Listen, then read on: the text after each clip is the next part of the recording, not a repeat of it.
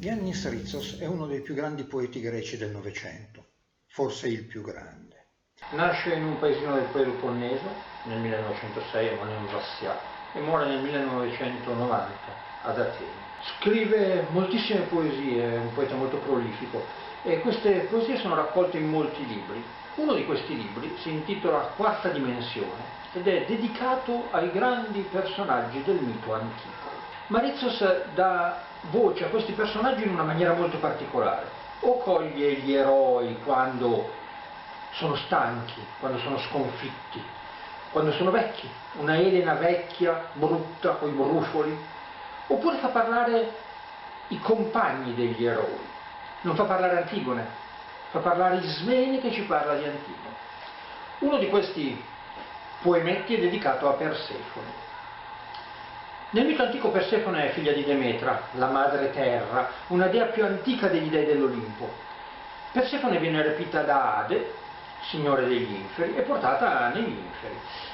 Demetra la cerca per tutta la terra, non la trova e disperata fa scendere un inverno nucleare, diremmo noi oggi, sul mondo.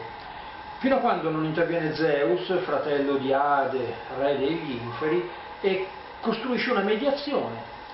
Persefone rimarrà alcuni mesi, 4, negli inferi e il resto dell'anno con sua madre sulla terra.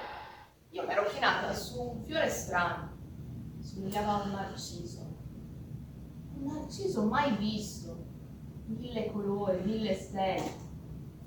E io lì, abbagliata, china, come ripiegata su me stessa, come sporta su un pozzo, vedevo la mia figura, quasi autonoma, innamorata.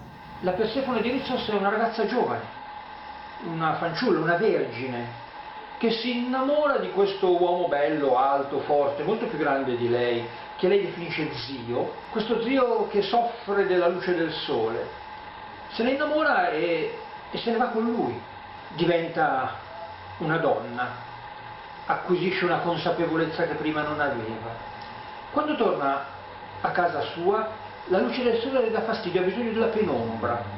Se leggiamo la luce del sole come la luce della ragione, ci viene facile pensare che Persefone ha scoperto un altro aspetto dell'essere umano, di tutti noi esseri umani, un aspetto oscuro, che è l'aspetto dell'emozione, l'aspetto del sentimento, l'aspetto delle forze profonde, ctonie, che agiscono dentro ciascuno di noi. Quindi è diventata una donna completa. Ma Persefone, che torna dopo essere diventata la regina degli inferi, è una Persefone diversa da quella che è stata rapita. Ha fatto la sua traversata degli inferi. In molte tradizioni culturali l'anima attraversa gli inferi e questa traversata degli inferi è sempre una storia di morte e di rinascita su un livello superiore, un livello di coscienza superiore, un livello ontologico, diciamo così, superiore.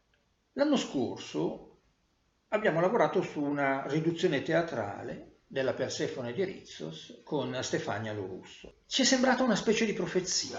Alla luce di quello che tutto il mondo ha vissuto tra gennaio e giugno, questa pandemia che ha costretto in clausura il mondo intero, è stata la nostra traversata degli inferi. Dobbiamo dire anche che noi in Lombardia siamo rimasti chiusi in casa dall'inizio di marzo fino ancora oggi. Ancora oggi i teatri non possono lavorare. Non possiamo provare coi ragazzi, ma non possiamo provare nemmeno coi professionisti. Però questo racconto di Persefone ci è sembrato giusto per quello che stiamo vivendo. Abbiamo fatto la nostra traversata degli inferi. Siamo rimasti chiusi in casa, esattamente come Persefone è rimasta chiusa negli inferi. Abbiamo dovuto rimettere in discussione tutti quelli che erano i nostri parametri della vita precedente. Abbiamo dovuto riscoprire valori che avevamo dimenticato o che forse non credevamo che fossero dei valori.